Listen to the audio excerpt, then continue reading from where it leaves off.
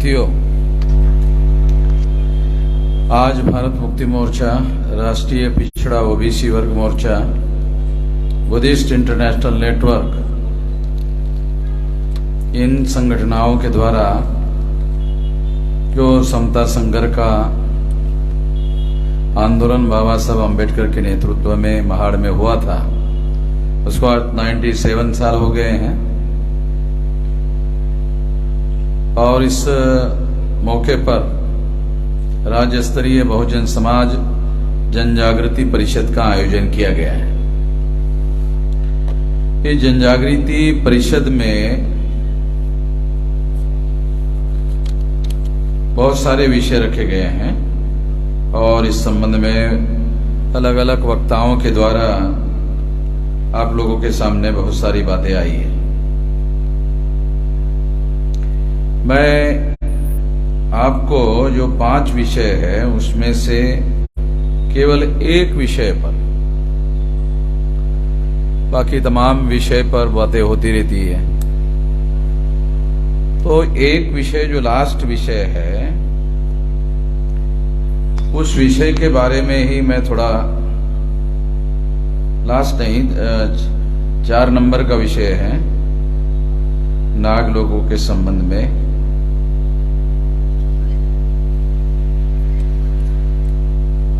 तो केवल इसी विषय पर थोड़ा बात करना चाहता हूं इस परिषद के मौके पर। उसकी वजह यह है कि आज 1703 जाति के टुकड़े, जिनको संवैधानिक भाषा में शेड्यूल कास्ट कहा जाता है, उनके 1703 टुकड़े ब्राह्मणों ने जाति के नाम पर किए। 801 टुकड़े आदिवासियों के,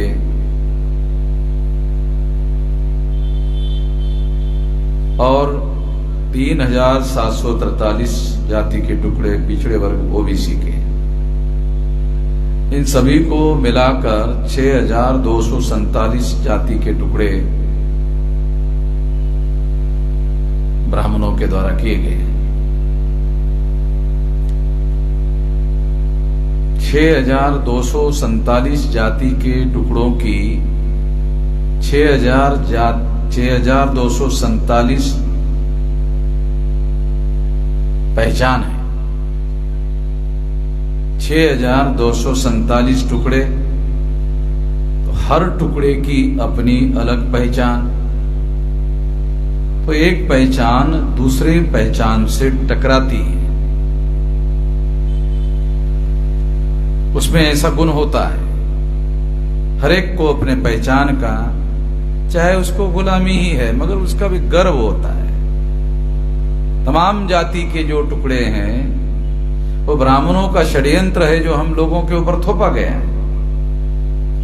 इसके जानकारी ना होने की वजह से हम लोग तमाम सारे बहुजन जो है उस टुकड़े का, अपने अपने हिस्से के टुकड़े का गर्व करते हैं, गौरव करते हैं। और जब तक हम गर्व और गौरव करते रहते हैं तब तक हम लोग आपस में इकट्ठा नहीं हो सकते। हर एक को अपना गर्व है। सारे लोगों को इकट्ठा आने से उसकी पहचान खत्म हो जाती है। 6247 जाति के टुकड़े अगर सारे के सारे टुकड़े बहुजन बन जाए तो सबकी पहचान खत्म हो जाती है। एक ही पहचान रहती है, बहुजन या बहुजन समाज। अगर सारे टुकड़े खत्म हो जाते हैं तो वो बनता है मूल निवासी समाज। तो प्रत्येक जाति के व्यक्ति को अपने पहचान को खत्म करने का डर लगा, रहे मेरा पहचान खत्म हो जाएगा तो मेरे बेटे का शादी कैसे होगा, मेरे बेटे का शादी कैसे होगा। अभी तो आसान है, बेटी की शादी करनी है तो अपने ही जाति बिरादरी के आदमी के अंदर लड़का ढूंढने के लिए चला जाता है, आसानी से ढूंढ लेता है। उसी तरह से बेटे का भी करता है। तो जाति की पहचान हमारी पहचान है नहीं, जाति की पहचान दी हुई पहचान है। इसका मतलब हमारे जाति की पहचान ये हमारे लिए उधारी की पहचान है, दूसरे के द्वारा दी हुई पहचान है, ब्राह्मणों के द्वारा दी हुई पहचान है, ये विभाजन करने वाली पहचान है, ये विभाजन करके टुकड़े करने वाली पहचान है। टुकड़ों की वजह से हम प्रतिकार विहीन हैं, प्रतिकार विहीन की वजह से गुलामी थोपने में 3.5% ब्राह्मण कामयाब होता है, और कामयाब होने के बाद भी हम लोग उसका विरोध करने लायक नहीं रहते हैं, क्योंकि प्रत्येक को अपने जाति का गर्व है, गौरव है, उसकी पहचान वो अलग बनाए रखना चाहता है। ये बहुत ज्यादा समस्या है, बहुत बड़ी समस्या है। तो इसको खत्म कैसे किया जाए? जब तक खत्म नहीं करते हैं तब तक हमारे अंदर एकता निर्माण नहीं होगी। तो कुछ तो हम लोगों को इसकी दवा, ये बीमारी की कोई दवा ढूंढनी होगी। मेरे मान्यता के अनुसार जो इस देश में इन सारे लोग, जिन लोगों को ब्राह्मणों ने 6247 जाति के टुकड़ों में बांटा, ये बंटवारा सिंधु घाटी की सभ्यता में दिखाई नहीं देता। ये जो बंटवारा है जातियों का, वो सिंधु घाटी की सभ्यता में नहीं है। उसके बाद भी कई सालों तक, शतकों तक नहीं है।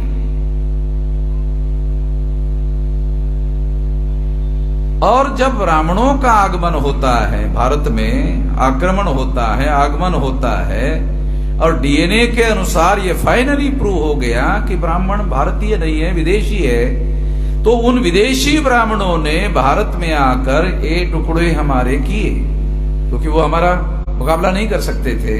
टुकड़े किसके किए? तो सिंधु, अगर बहुत ज्यादा गहराई से अध्ययन करो तो आपको पता चलेगा कि सिंधु घाटी की सभ्यता का निर्माण करने वाले नागलोक थे। तो उसके बारे में सारी दुनिया में मान्यता है कि ये बहुत बड़ी विशाल सभ्यता थी और बड़ी विकसित सभ्यता थी। उसके बाद में उसी के आगे हम लोग देखते हैं कि जो बुद्धा का मूवमेंट है वो भी उसी से निकला है। बुद्धा ने जो मौलिक रूप से इस देश में एक व्यवस्था स्थापित करने की कोशिश की और इसके लिए एक आंदोलन ही खड़ा किया। वो आंदोलन क्या था? वो आंदोलन वो समता प्रस्तावित करने का आंदोलन था। दूसरी बात, स्वतंत्रता प्रस्तावित करने का आंदोलन था। तीसरी बात, बंधुता प्रस्तावित करने का आंदोलन था। और चौथी बात, न्याय प्रस्तावित करने का आंदोलन था।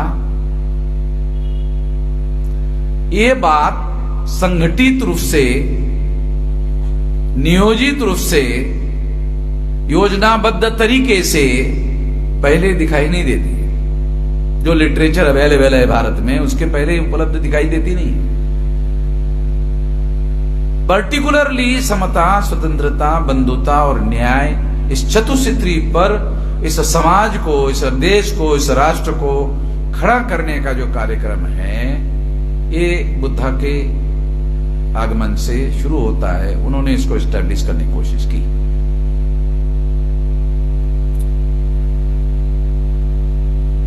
उसके बाद में ही, जब ये ऐसा हुआ, उसके बाद ही ब्राह्मणों ने इसे खत्म करने के लिए, क्योंकि इसमें ब्राह्मणों का वर्चस्व खत्म हो रहा था। ब्राह्मणों का जो वर्चस्व है ये खत्म हो रहा था। ब्राह्मणों ने जो वर्ण व्यवस्था का सिद्धांत बताया था, उस सिद्धांत में समता नहीं थी, उस सिद्धांत में स्वतंत्रता नहीं थी। अगर आप वेद का अध्ययन करोगे तो आपको वेद में एक सिद्धांत है जिसके बारे में हमारे लोगों को जानकारी नहीं है ठीक से। वेद को मानने वाले लोगों को वेद को प्रमाण मानना पड़ता है। वेद को प्रमाण मानने का क्या अर्थ है?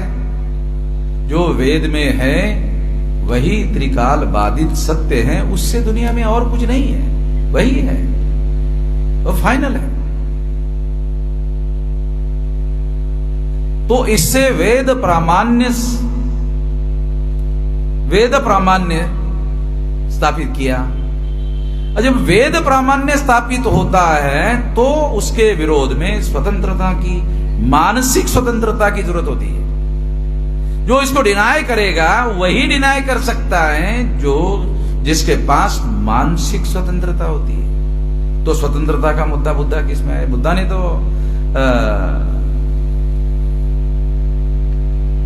मनुष्य और मनुष्य के बीच में रंग का, उम्र का, हाइट का, संपत्ति का, सत्ता का, तमाम प्रकार का भेद हो सकता है। और उस समय भी था, आगे भी दुनिया जब तक रहेगी तब तक रहेगा। इसके बावजूद भी सारे मनुष्य समान हैं। ये सबसे ज्यादा संगठित रूप से ये बुद्धा ने ही बताया। यूनाइटेड नेशंस ऑर्गेनाइजेशन ने ये बुद्धा से ही लिया। यूनाइटेड नेशंस ऑर्गेनाइजेशन ने समता, स्वतंत्रता, बंधुता और न्याय, ये डिक्लेरेशन जो यूनो का है उसको स्वीकार किया है।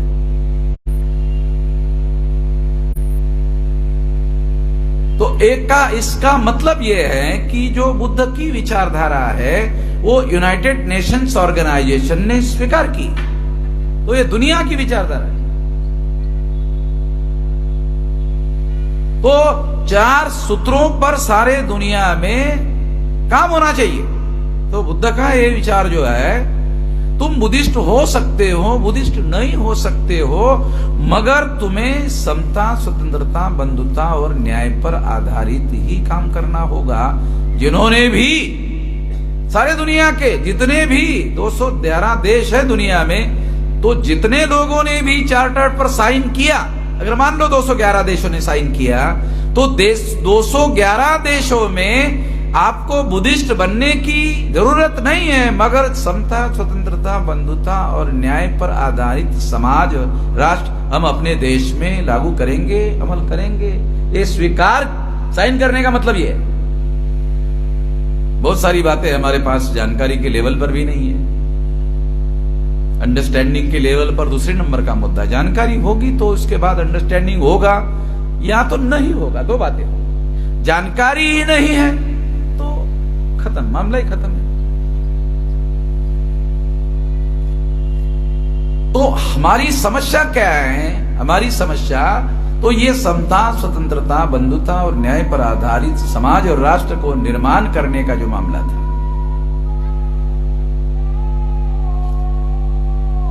संभवतः नमाज हो रही, तो हम लोग थोड़ी देर के लिए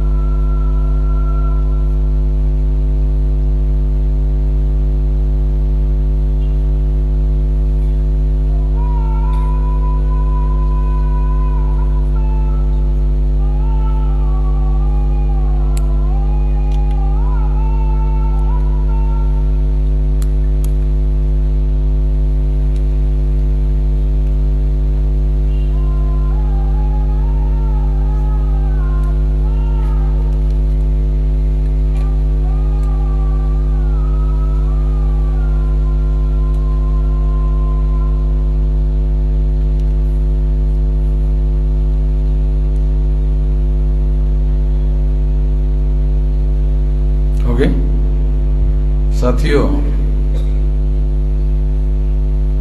जो बात मैं आप लोगों को समझाना चाहता हूं, ये समता, स्वतंत्रता, बंधुता और न्याय पर आधारित समाज और राष्ट्र का निर्माण करने का जो विचार था, उसने सबसे बड़ा काम उस समय के लोगों का मानसिक स्वतंत्रता पैदा करने का किया। इस मानसिक स्वतंत्रता ने नाग लोगों का साम्राज्य स्थापित किया। आप देखो, छत्रपति शिवाजी महाराज की राजनीतिक क्रांति संतों की मानसिक मुक्ति का अभियान महाराष्ट्र में चलने के पहले हुआ कि बाद में हुआ? तो इतिहास कहता है संतों के मानसिक मुक्ति का आंदोलन चला, उसके बाद ही छत्रपति शिवाजी महाराज की राजनीतिक क्रांति हुई हिस्टोरिकली। तो चंद्रगुप्त मौर्य की जो राजनीतिक क्रांति हुई, उसके पहले न बुद्ध की मानसिक क्रांति हुई। ये फिर हिस्टोरिकली प्रूव हो जाता है।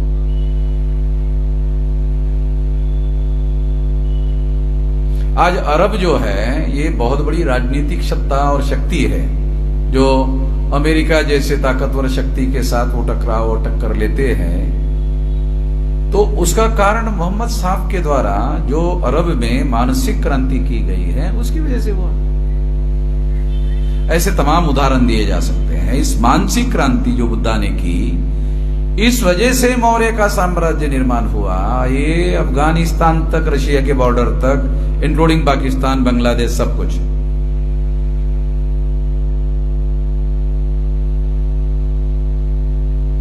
ये मौर्य साम्राज्य वहां तक था।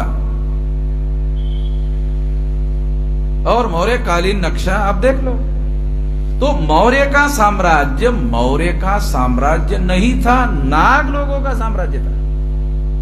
थोड़ा इसमें ये बदलाव करना जरूरी है और ये प्रचार में लाया जाना जरूरी है कि मौर्य का साम्राज्य अगर हम प्रचार में लाते हैं, तो बिहार और उत्तर प्रदेश में मौर्य लिखने वाले लोग हैं, तो दूसरे लोग हैं लोगों का है, उससे हमें क्या लेना देना है, मौर्य लोगों का है,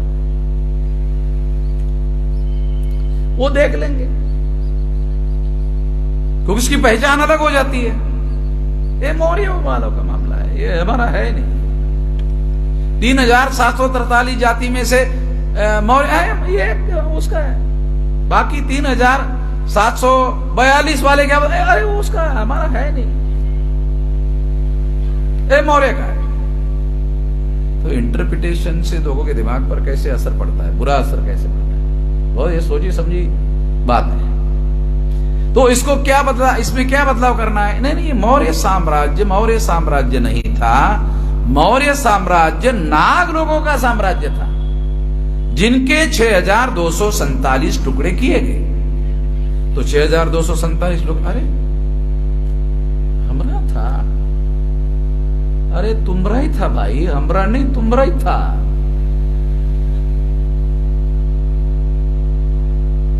तो ये लोगों के दिमाग में डालना होगा। डालने से आगे एक और शब्द है, पेनिट्रेट करना होगा। पेनिट्रेट का मतलब है बहुत ज्यादा ऐसे घुसाना होगा। तो जो घुसाने का काम है, वो एक बार कहने की बात घुसता नहीं है। जब तक घुसता नहीं है, तब तक कहते रहने को बोलते हैं पेनिट्रेशन। तब जाकर लोगों के दिमाग में बात जाती है। तो मैं ये बात आपको जो समझा रहा हूं कि ये मौर्य साम्राज्य नहीं था, ये नाग लोगों का साम्राज्य था। अच्छा, ये वामन में श्रम को लगता है इसलिए नाग लोगों का साम्राज्य था, ऐसा नहीं है। ये था, हिस्टोरिकली था। और कोई ब्राह्मण तो कहे कि नहीं था, तो फिर मैं बता दूंगा उसका मुंह बंद करने के लिए। वो मेरे से तो कोई बहसबाजी तो करता नहीं कोई ब्राह्मण। उनको मालूम है कि वामन मेश्राम पहले छानबीन करता है, जांच पड़ताल करता है और माइक में उसके बाद ही बोलता है, पहले थोड़ी बोलता है। तो ये कोई काल्पनिक बात नहीं कह रहा हूं कि मौर्य का साम्राज्य नाग लोगों का साम्राज्य था। अब नवल वियोगी जो आर्कियोलॉजिकल सर्वे ऑफ इंडिया के डिप्टी डायरेक्टर थे, उसका किताब पढ़ो, Nagas the ancient ruler of this country. किताब का टाइटल ही है the Nagas the ancient ruler of the country. अगर आप पढ़ो तो आपको पता चलेगा जो मैं कह रहा हूं। और वो आर्कियोलॉजिकल सर्वे ऑफ इंडिया के डायरेक्टर थे, डिप्टी डायरेक्टर थे, तो उन्होंने आर्कियोलॉजी के एविडेंस से कहा। और आर्कियोलॉजिकल एविडेंस से जब कोई बात कही जाती है तो नो डाउट सारे दुनिया को उसको मानना पड़ता है, क्योंकि वो एविडेंस आर्कियोलॉजिकल है। आर्कियोलॉजिकल एविडेंस जो है, पुरातात्विक प्रमाण जो है, वो सबसे ज्यादा ठोस सबूत माने जाते हैं। सबूत तो बहुत सारे, मगर पुरातात्विक प्रमाण जो है वो बहुत ज्यादा ठोस प्रमाण माने जाते हैं। तो Nagas the ancient ruler of this country, ये नाग लोगों का साम्राज्य था। इस देश में 6247 ही टुकड़े नहीं है। ये तो मैं SC ST OBC के कह रहा हूं। तो जिनको OBC के लिस्ट में शामिल नहीं किया वो भी है। मान लो OBC के लिस्ट में मराठा शामिल नहीं है, वो है महाराष्ट्र के जो मराठा है वो तो नाग लोग हैं। बहुत सारे मराठा ओरिजिनल कोण आहे? कुणबी काय हे आपले कुणबी समाजाचे अध्यक्ष आहेत ना महाडचे, हे इकडे इकडे कुणबी आहेत, पण पश्चिम महाराष्ट्रात तेच मराठी आहेत। चिटनीस है फेस्ट। और ये मराठा शब्द बहुत ज्यादा 100 साल पुराना है, 100-125 साल से ज्यादा नहीं। मराठा लोगों को पता है कि मालूम नहीं है, मगर ये 100 साल से ज्यादा पुराना नहीं है। 100 साल से पुराना छोड़ो, अगर मराठा कोई आदमी रिजर्वेशन लेना चाहता है तो वो अभी भी ले सकता है। उसके बाप के घर में जो पुराने डॉक्यूमेंट है, वो जमीन की जो लिखाई का कागज है ना मराठा के घर में, उसको मेरा कहना देख ले, वो देखेगा उसमें कुणबी लिखा हुआ है, अभी भी लिखा कुणबी ही है। बहुत सारे लोगों को डाउट हो सका, ये आदमी इसको कैसे मालूम, उसने हमारा कुंडली नहीं देखा, उसको कैसे मारे। 6247 की कुंडली वामन मेश्राम को मालूम है भाई, एक की नहीं। मैं ऐसे ही थोड़ी हवा में तीर थोड़ी मारते रहता हूं, बहुत सारा माइक्रो लेवल पर स्टडी करने के आधार पर बता रहा हूं। तो ये जो मौर्यन साम्राज्य है, ये नाग लोगों का साम्राज्य है।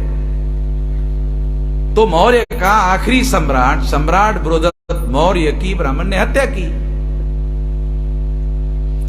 हत्या करने के बाद जाति व्यवस्था का भारत में निर्माण हुआ। जाति व्यवस्था बुद्ध पूर्व काल में है, वजूद में नहीं है। बुद्ध काल में भी जाति व्यवस्था नहीं है। इसलिए कुछ लोग कहते हैं अरे बुद्ध ने जाति व्यवस्था के विरोध में कोई लड़ाई ही नहीं लड़ी।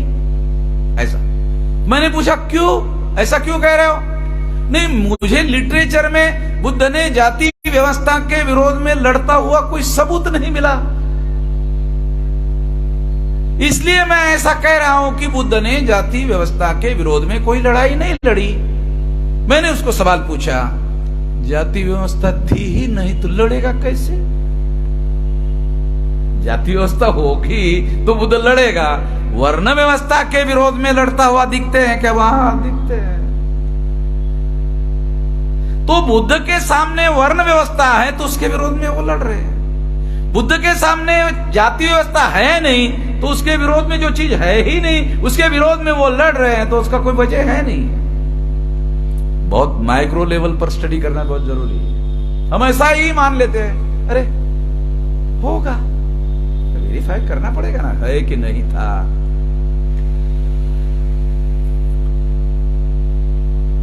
तो जो जाति व्यवस्था का जो निर्माण है वो सम्राट बृहद्रथ मौर्य की हत्या करने के बाद ब्राह्मणों ने जाति व्यवस्था के निर्माण की प्रक्रिया शुरू की। क्यों? क्योंकि ये नाग लोगों का साम्राज्य था। नाग 6247 थोड़ी थे, नाग एक ही थे, इसलिए उसका साम्राज्य था। वो एक थे, उसको परास्त करना है दीर्घ काल के लेवल पर, तो फिर उनके टुकड़े करना पड़ेगा ना, इसलिए जाति व्यवस्था बनाई गई है। तो हिस्टोरिकल एनालिसिस समझना जरूरी है।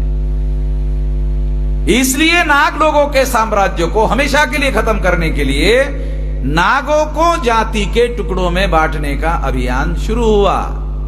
तो सम्राट बृहदत्त मौर्य की हत्या करने के बाद हुआ।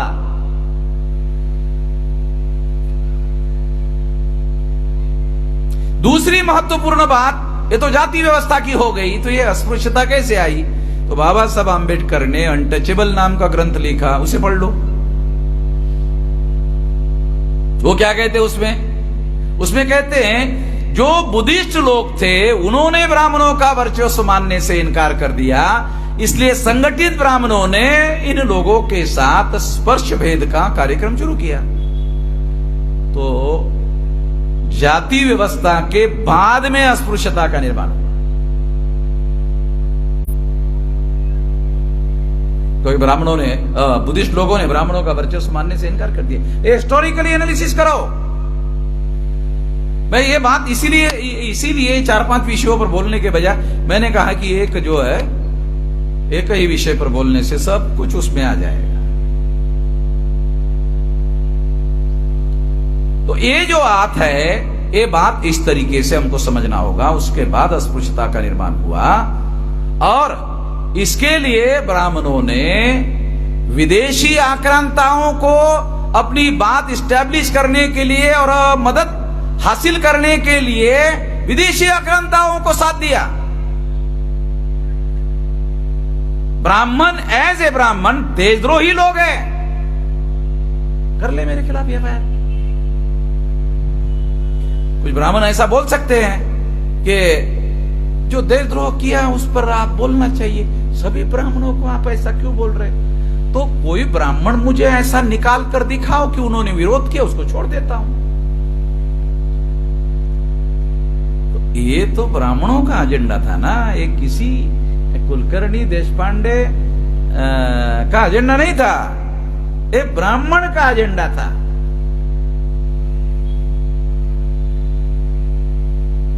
ये ब्राह्मणों के साथ हमारी कोई निजी दुश्मनी नहीं है।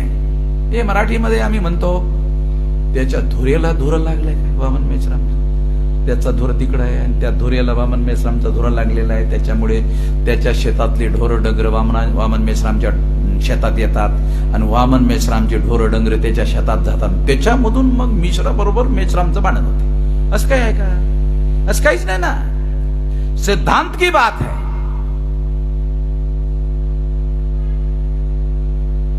हिस्टोरिकल रेफरेंस के आधार पर, सबूतों के आधार पर बात कर रहे हैं। बहुत सारे ब्राह्मण बाबा साहब आंबेडकर का गौरव करते हैं, उनको पूछो हु वर द शूद्रा मानते क्या? बाबा साहब ने लिखा कि नहीं? वो नहीं मानते। अच्छा, बाबा साहब आंबेडकर ने लिखा अनटचेबल में, ब्राह्मणों ने इनको अनटचेबल बनाया, ऐसा वो कहते? मानते? नहीं नहीं, हम बाबा साहब को मानते हैं, ये विचार को नहीं मानते। चिटणीस अलग लक्षात, ही बदमाशी ब्राह्मणांची चलाकी आमच्या लोकांना कळत नाही, समजत नाही, म्हणून आमचे बरेचसे भोळे शंकर लोक काय म्हणतात, नाही नाही मेश्राम साहेब तुम्ही म्हणतात ते बरोबर आहे, परंतु आता ब्राह्मण सुद्धा बाबासाहेबाचं नाव घेतात। अबे तुझ्या ढुंगणात लाथा घालायसाठी घेतात, तुला कळत नाही चाहेला नालाय का? ते वामन मेश्रामला कळते।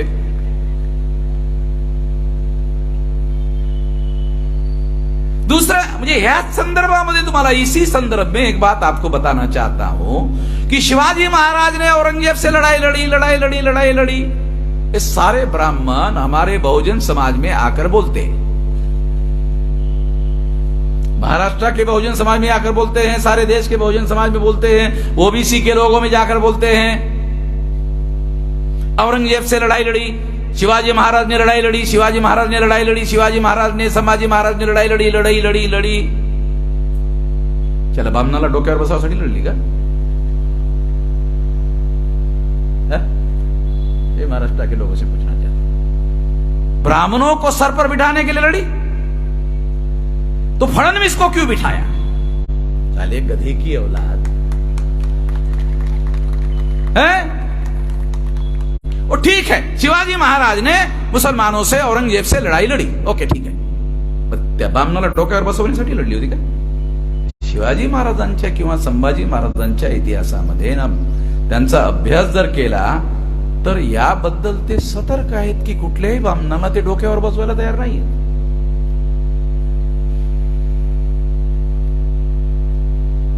शिवाजी महाराज ने औरंगजेब से लड़ाई लड़ी. अरे लड़ी ठीक है, मगर वो ब्राह्मणों को सर पर बिठाने के लिए नहीं लड़ी.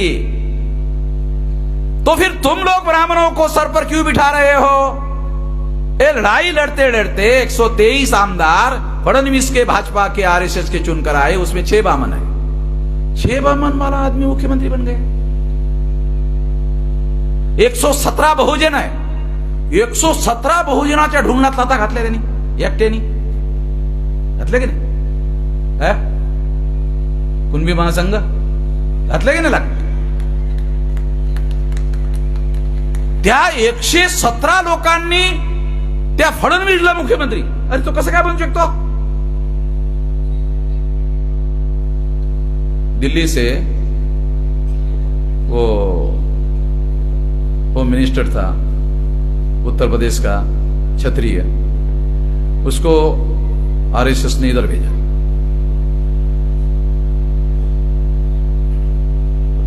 आणि त्यांनी त्या फडणवीसला मुख्यमंत्री बनवलं. जर आमदारांच्या बैठकीमध्ये जर ठरवलं असतं की बहुमतानं ज्याला बहुमत असेल त्याला मुख्यमंत्री बनवण्यात येईल, नाही, हाईकमांड ने फडणवीस को मुख्यमंत्री बनाया. उनको मालूम है फडणवीस को 6 मिलेंगे वोट, वे मुख्यमंत्री नहीं बन सकता. खड़से नंबर में खड़ा ही था. खड़से ने कहा भी था पंढरपुर में जाके, बस केवल उसकी इतनी गलती थी, बापा विठ्ठला पांडुरंगा, अरे तुझी शपथ घेऊन सांगतो रे, माझी पण मुख्यमंत्री बनायची इच्छा होती रे, पण त्या भामनाने बनवू दिलं ना. एवढंच बोलला. जास्त बोलला काय? काही त्याचा अपराध नाही, त्यांच्या पाठीमागच लागलाय तो फडणवीस. त्याला अखेर काढूनच टाकलंय. हमारे नालायक लोगों ने उसको अधिकार दिया ना. मुफ्त में आप लोगों को 117 लोगों को एमएलए बनने का अवसर दिया, तो मुफ्त में बनने की वजह से तो कीमत चुकानी पड़ेगी ना. एग्जाम्पल के लिए आपको बता रहा हूं. तो ये जो हिंदू मुसलमान वाला जो मामला है, ये हिंदू मुसलमान वाला जो मामला है, ये मामला धार्मिक है. जब मामला हिंदू मुसलमान का होता है, मामला जब हिंदू मुसलमान का खड़ा किया जाता है, तो मुसलमान उसमें शामिल हो जाते हैं. अगर मुसलमान उसमें शामिल नहीं होते हैं, मामला हिंदू मुसलमान का होता नहीं है. अगर मामला हिंदू मुसलमान का नहीं होता है तो अल्पसंख्यक ब्राह्मण बहुसंख्य होता ही नहीं है. जब मामला हिंदू मुसलमान का होता है तब ही अल्पसंख्यक ब्राह्मण बहुसंख्य होता है और केंद्र की सत्ता पर काबिज हो जाता है.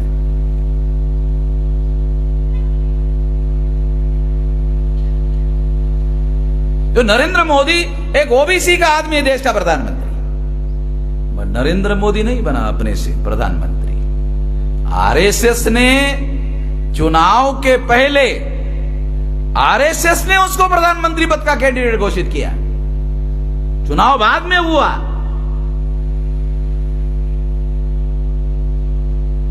तो नरेंद्र मोदी प्रधानमंत्री नहीं है, सीओ है. CO, chief executive officer. ते आपल्या जिल्हा परिषदेमध्ये असते की नाही? आपल्या महाराष्ट्रात जिल्हा परिषदेमध्ये सीओ असते की नाही? तो आयएएस असते, आणि तो तिथला आयएएस त्याला सीओ म्हणतात, चीफ एक्झिक्युटिव्ह ऑफिसर. हे आरएसएसची जी केंद्रीय परिषद आहे, ती सर्व केंद्रीय परिषद जी आरएसएसची आहे, त्याच्याजवळ प्रधानमंत्र्याचं पद आहे. त्यांच्याजवळ तो पावर आहे प्रधानमंत्र्याचा. ते निर्णय घेतात आणि नरेंद्र मोदीला सांगतात अंमल करा. कहा, अरे चीफ एग्जीक्यूटिव ऑफिसर तुम्ही, मुख्य कार्यपालन अधिकारी, तो हम निर्णय करेंगे, तुम अमल करो, हो गया चीफ एग्जीक्यूटिव ऑफिसर। सीईओ है नरेंद्र मोदी, प्रधानमंत्री नहीं है। आप बोलेंगे इसका कोई सबूत? चलो, तुम कहते हो कि नहीं, वास्तविक पावर तो नरेंद्र मोदी के पास ही है, फैसला करने का पावर तो नरेंद्र मोदी के पास ही है। नरेंद्र मोदी पिछड़े वर्ग का है, 52% पिछड़े वर्ग की गिनती क्यों नहीं कर रहा है? प्रधानमंत्री है ना, पावर उसके पास ही है ना। आप कह रहे हो ना उसके पास पावर है, और अगर पावर है तो ओबीसी के जातीय आधारित गिनती क्यों नहीं कर रहा है? नहीं कर रहा है तो इसका मतलब है फैसला लेने का अधिकार नरेंद्र मोदी के पास नहीं है। ये सबूत के साथ बोलो। अगर फैसला करने का अधिकार नरेंद्र मोदी के पास नहीं है तो फैसला करने का अधिकार किसके पास है? आरएसएस के लोग शुरू से ओबीसी की जातीय आधारित गिनती का विरोध कर रहे हैं। इसका मतलब है फैसले करने का अधिकार आरएसएस के पास है। आरएसएस के केंद्रीय परिषद के लोगों ने संविधान की शपथ लिया? नहीं लिया। पावर सारा का सारा उनके पास है। कोई आरएसएस का आदमी पार्लियामेंट में जवाब देने के लिए उपस्थित नहीं रहता है, जवाब नरेंद्र मोदी को देना पड़ता है। अपोजिशन पार्टी के लोग सवाल पूछते हैं तो जवाब नरेंद्र मोदी को देना पड़ता है। फैसला लेने का अधिकार आरएसएस के पास है, जवाब देने की जिम्मेदारी नरेंद्र मोदी के पास है। तो ये सीईओ है।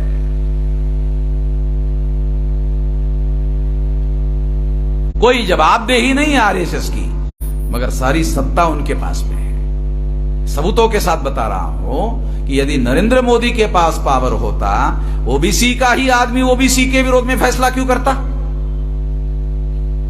स्वाभाविक नहीं है, नेचुरल नहीं है। तो ये एग्जाम्पल मैंने आपको 2 एग्जाम्पल दिए। एक तो छत्रपति शिवाजी महाराज का रेफरेंस देकर, संभाजी महाराज का रेफरेंस देकर जो लोग इस देश में बहुजन समाज के अंदर आकर प्रोपेगेंडा करते हैं, और उसका प्रोपेगेंडा जब हम स्वीकार करते हैं तो उस प्रोपेगेंडे का नतीजा यह होता है कि एक ब्राह्मण को अपने सर पर बिठाना पड़ता है, क्योंकि ये उनकी आइडियोलॉजी है, ये उनकी विचारधारा है, ये बहुजन लोगों की विचारधारा नहीं है। अगर आप फुले शाह अंबेडकर की विचारधारा स्वीकार कर लेते हो तो फुले शाह अंबेडकर की विचारधारा वाला आदमी प्रधानमंत्री बन जाएगा।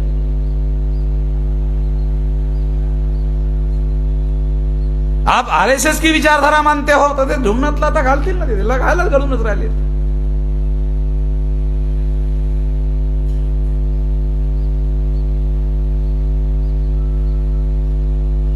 पण तरी काही लोक संतुष्ट होतात का? नाही, आम्ही काहीच नव्हतो, आमदार झालो, काय कमी झालो का?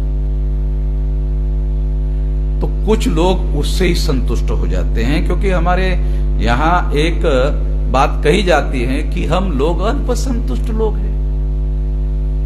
हम खुद ही ऐसा स्वीकार करते हैं कि साले मैं ग्राम पंचायत का सदस्य बनने लायक नहीं था, मैं एमएलए बन गया तो मैं तो फडणवीस जी का शुक्रगुजार हूं। तो फिर ये तो हमारी समस्या है।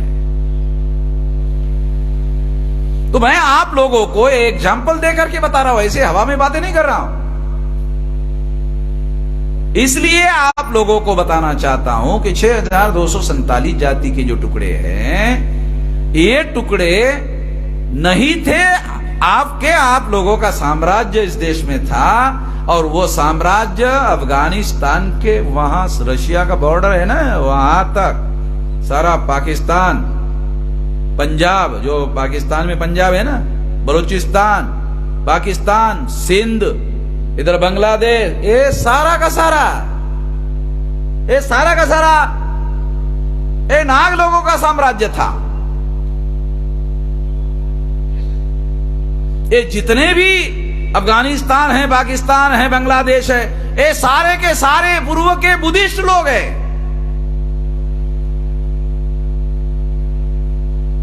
जब ब्राह्मणों ने मुसलमानों के साथ संगनमत करके इन पर अत्याचार करना शुरू किया तो दांव पेच के तहत बुद्धिस्ट लोगों ने इस्लाम धर्म स्वीकार किया, और वहां जो ब्राह्मण के साथ गठबंधन था मुसलमानों का, वहां से उनको हटाया। इतिहास पढ़ने की जरूरत है। और ब्राह्मणों ने जो इतिहास लिखा है वो डीएनए के अनुसार झूठा है, नए सिरे से इतिहास लिखना होगा। मैं भाषण में जो कह रहा हूं, और किसी की औकात अगर है देश में, कोई अपने को बहुत उस्ताद इतिहासकार कहता है, मेरी बात गलत साबित कर दे जो मैं कह रहा हूं।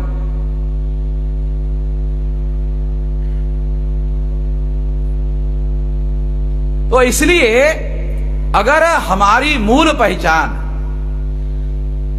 जाति नहीं है, 6247 जाति के टुकड़े हैं, नाग लोगों के, नागों के टुकड़े किए, वो हमारी मूल पहचान नहीं है। नाग हमारी मूल पहचान है। आप लोगों ने सब्जेक्ट में लिखा महाराष्ट्राची स्थापना नाग लोकांनी, अरे देशाची केली, फक्त महाराष्ट्राची नहीं।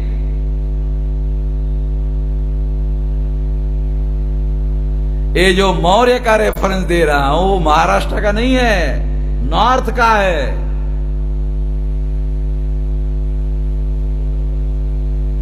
तो इसलिए हम लोगों को अपनी पहचान, सारे देश भर में हमारे SC ST OBC के जो 6247 जाति के टुकड़े हैं, उनका मूल नाग में है।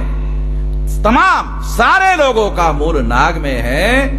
अगर आप अपने आप को, अपनी जाति की पहचान समाप्त करने का डर लग रहा है, तो नाग पहचान स्वीकार करने से डर खत्म हो जाएगा, क्योंकि बहुत बड़ी पहचान मिलेगी, बहुत बड़ा विशाल पहचान भी बहुत बड़ी मिलेगी। उसका बहुत बड़ा इतिहास है, गर्व और गौरव का इतिहास है, और इससे आपका माथा झुकेगा नहीं, चौड़ा हो जाएगा। कौन आदमी है जो इसको इनकार कर लेगी जिससे तुम्हारा माथा चौड़ा होता हो? वो तुम इनकार कर दोगे, ऐसा कौन है जो स्वीकार नहीं करेगा? अभी काल्पनिक बात भी नहीं कह रहा हूं, जो मैं कह रहा हूं वो काल्पनिक बात नहीं है, हिस्टोरिकल है। जितनी भारत की जातियां हैं, ये नाग लोग इतने शक्तिशाली लोग थे। भारत में राजनीतिक संस्थाओं को जन्म देने का काम नाग लोगों ने किया, ये राजनीतिक साम्राज्य स्थापित करने का काम नाग लोगों ने किया। इसलिए नाग लोग राजनीतिक संस्थाओं के निर्माता थे, साधारण लोग थोड़ी है। दुनिया में राजनीतिक संस्थाओं का निर्माण करने वाले लोगों को महान माना जाता है, छोटे लोग नहीं है। तो ये इतिहास वहां, हमारा इतिहास वहां जाके ढूंढना होगा, वहां मिलेगा। हर आदमी को जिज्ञासा होती है, यार मेरा मूल क्या है? भारत में ये सारे जाति के लोग उसके पीछे, मेरा मूल क्या है? वो पीछे लगे हुए। तो मैंने बता दिया सबको, सुन लो केवल, और उसको छानबीन कर लो कि वास्तव में ऐसा है या नहीं। देखो पता चलेगा आपको।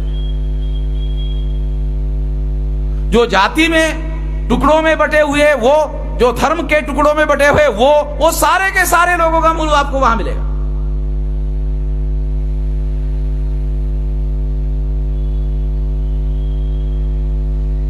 तो ये जो नाग होने की जो पहचान है ना, इसका और एक्सटेंशन एक बात है। वो क्या है? ये नाग ये वंश है,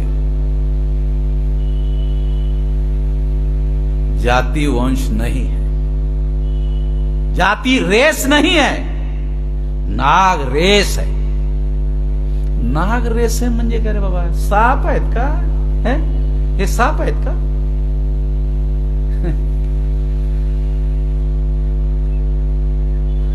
नाग म्हणजे साप नाही।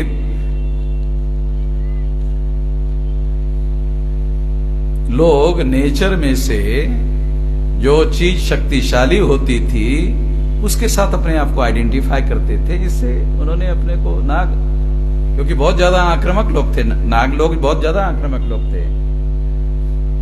दूसरा एक बहुत बड़ा सबूत आपको पेश करना चाहता हूं, जिस तरीके से ब्राह्मणों ने नाग लोगों के साथ व्यवहार किया, जातियों में बांटने का, अस्पृश्यता में बांटने का, आदिवासियों को सेग्रीगेट करके जंगलों में रहने का, कितने लोगों को यहाँ पता है कि झारखंड में छोटा नागपुर नाम का एरिया है और वहां ट्राइब का नाम नाग ट्राइब है किसी को? मुझे तो नहीं लगता आप में से किसी को पता है। नागपुर झारखंड में बहुत बड़ा भौगोलिक क्षेत्र है, उसका नाम है छोटा नागपुर। छोटा नागपुर का एक और अर्थ है, ध्वनि निकता है। छोटा होगा इसका मतलब कहीं ना कहीं बड़ा होगा। भाषा शास्त्र में ऐसा ध्वनि निकलता है, ये छोटा नागपुर, इसका मतलब बड़ा होगा कहीं ना कहीं। तो बड़ा इधर है महाराष्ट्र में, ये नागपुर जो है। बहुत सारे हमारे बहुजन समाज के लोगों के आज भी ऐसे नाम है, नागोराव। चला काही संबंधच नाही नागोरावचा। हे आहे की नाही? विदर्भात तर बऱ्याच लोकांचं मी बघितलं। मी माझ्या गावातच एक नागोजीराव, अरे नागोराव। मैं ये कोई सामान्य बात नहीं है, अनाड़ी आदमी है, उसने अपने बेटे का नाम नाग के रेफरेंस में रखा, सोच समझ कर नहीं रखा। परंपरा में है, हजारों सालों की परंपरा है। साउथ इंडिया में जाओ, लेडीज के नाम में नाग शब्द है। मेरी बहन का नाम नागी बाई है। मुझे लगा नागी बाई, ये कौन सा नाम है? मेरे बहन के ससुराल वालों को भी अच्छा नहीं लगा नागी बाई, तो उसने बदल दिया। वहां उसके ससुरे ने के नाम अच्छा नहीं है, उसको मालूम ही नहीं था। तो बड़ा हिस्टोरिकल। तो पुरुषों के नाम में भी नाग शब्द है और स्त्रियों के नाम में भी नाग है। नागरत्नम, ये अभी एक बड़ी सुप्रीम कोर्ट में जज है, उसका नाम नागरत्नम है। नागावकर हे जबरदस्त। गावाची नावं सुद्धा नाग या शब्दावर आहेत। माणसाची नाव आहेत, पुरुषांची नाव आहेत, स्त्रियांची नाव आहेत।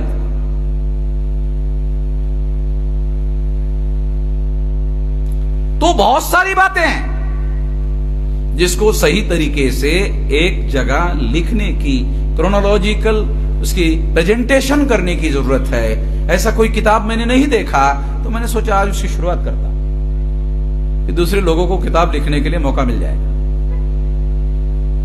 रिसर्च करने का मौका मिलेगा। सारे डॉक्यूमेंट्री एविडेंस अवेलेबल है, पुरातात्विक प्रमाण अवेलेबल है। पुरातात्विक प्रमाण का मतलब है ठोस सबूत अवेलेबल है। प्राचीन भारत में आप सुनकर हैरान हो, अभी ऐसी मूर्तियां उपलब्ध हुई। औरत है, उसके सर पर नाग लोगों का फन है ऐसा। आता आपण मराठीमध्ये शेव घेणे म्हणतो ना, स्त्रिया आपल्या डोक्यावर किंवा ग्रामीण भागामध्ये शेव घेतात ना, काय म्हणतात तुम्ही त्याला? पदर घेणे। आमच्या वराडीमध्ये शेव घेणे भाषाचा भाग है। तो प्राचीन भारत में महिलाओं के सर पर ऐसी मूर्तियां उपलब्ध हुई है। नाग लोगों के ऐसा फना है, ऐसा उसका फना उसमें दिखाया गया है। और वो इसका मतलब ऐसा लगता है कि प्राचीन काल में महिलाएं इस तरह का फना धारण करने वाला कोई तरीका अपनाते हो, ऐसा कहा जा सकता है। जब वो पुतले में ऐसा मिला, ये पुरातात्विक प्रमाण है, ठोस एविडेंस है। तो ऐसी बहुत सारी बातें अवेलेबल है जिसके आधार पर यह बात मैं आप लोगों को समझा रहा हूं। तो कोई काल्पनिक बातें नहीं है। तो इसलिए ये नाग लोग है, ये नाग लोगों को इन लोगों ने 6247 जाति के टुकड़ों में SC ST OBC के नाम पर, अगर उसमें मराठा इंक्लूड करो या साउथ इंडिया के और लोगों को इंक्लूड करो, साउथ जो मंडल कमीशन के OBC में शामिल है उनको इंक्लूड करो, तो ये आंकड़ा 7000 तक आप बढ़ा सकते हो या बढ़ सकता है। वो लोग भी नाग लोग हैं, क्योंकि वो उनकी जातियां भी ब्राह्मणों ने नाग लोगों की ही जातियों को टुकड़ों में बांटा। तो इसलिए इससे हमारे लोगों को एक नई पहचान, बड़ी पहचान, महान पहचान जिससे प्रत्येक आदमी गर्व और गौरव कर सकता है, और जिसके गर्व और गौरव करने से आदमी गुलाम नहीं होगा, महान होगा। जाति का गर्व और गौरव करने से आप गुलाम हो सकते हो, गुलाम बने रह सकते हो। नाग की पहचान स्वीकार करने से आपका बड़ा एजेंडा मिलेगा, आपको बहुत बड़ा गर्व और गौरव मिलेगा, और इससे आपका पुनर्वैभव, पुनर्साम्राज्य इस देश में स्थापित हो सकता है। इतनी बड़ी बात है ये छोटा मामला नहीं है। मगर इस पर मुझे और 1000 बार बोलना पड़ेगा, तब थोड़ा सा समझ में आएगा हमारे लोगों को। 1000 बार जब मैं बोलूंगा तब हमारे लोगों को थोड़ा समझ में आएगा, तब उनके दिमाग में घुसेगा। पेनिट्रेट करना होगा, उसके लिए काम करना होगा। मैं आप लोगों को भी यही कहना चाहता हूं कि इन बातों को अभी आने वाले समय में आप लोग प्रचार में ले आओ कि हम 6-7 हजार जाति के जो टुकड़े हैं वो सारे के सारे नाग लोग हैं। आपको केवल इतना प्रचार करना है, अपने बच्चों के नाम रखने में, अपने लड़कियों के नाम रखने में, अपने सारे तमाम संस्कारों में शुरू करो। विचार और व्यवहार में, जीवन शैली में उतारो। एक संस्कृति का हिस्सा बना दो, इसको कल्चर का हिस्सा बना दो। क्या आप लोग नहीं जानते हो कि सारे देश भर में नाग पूजा होती है? क्यों होती है भाई? होती कि नहीं होती? विकास, मुझे उत्तर प्रदेश मध्ये सारे देश भर में नाग पूजा होती है।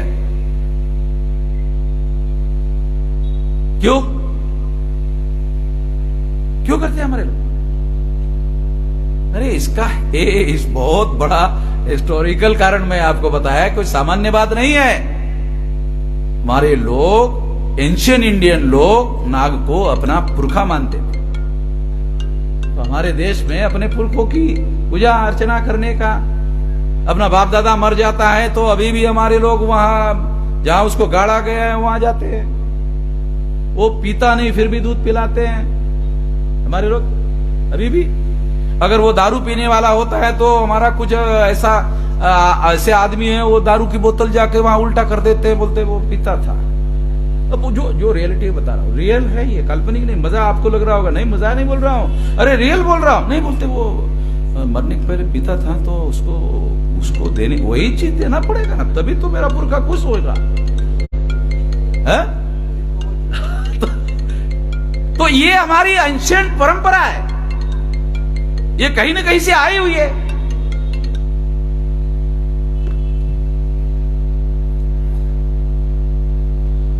अनपढ़ और गवार लोगों के बीच में परंपराएं जो होती है, उस परंपराओं के पीछे कोई न कोई हिस्टोरिकल कारण है, उसको ढूंढना, उसको देखना बहुत ज्यादा जरूरी है। उसके आधार पर बहुत सारी बातें हम प्रमाणित कर सकते हैं, ये करना होगा, और इससे हम लोगों को निश्चित रूप से बहुत बड़ा फायदा हो सकता है। और वो फायदा क्या है कि अगर आप जातियों को जोड़ना चाहते हो तो बहुत मुश्किल है। अगर नाग की एक पहचान स्वीकार कर लेते हो तो सारे के सारे तमाम लोगों को, वो सारे लोग जब अपने को नाग मानना शुरू करेंगे तो फिर नाग सारे इकट्ठा होने का मतलब क्या, तो वो हो ही गए। जब सारे जाति के लोग अपने को नाग मानना शुरू करें तो फिर एक हो ही गए। ऐसा करना होगा। मैं इस मौके पर बहुत ज्यादा और लंबी बात नहीं कहना चाहता हूं, जितना कहा उसको हजम करने की जरूरत है, तो हजम करेंगे तो कुछ बातें और आप लोगों को समझ में आएगी। कुछ समझ में आएगी तो अगले बार और कुछ बताऊंगा, मगर इसी रेफरेंस में बताऊंगा। धन्यवाद।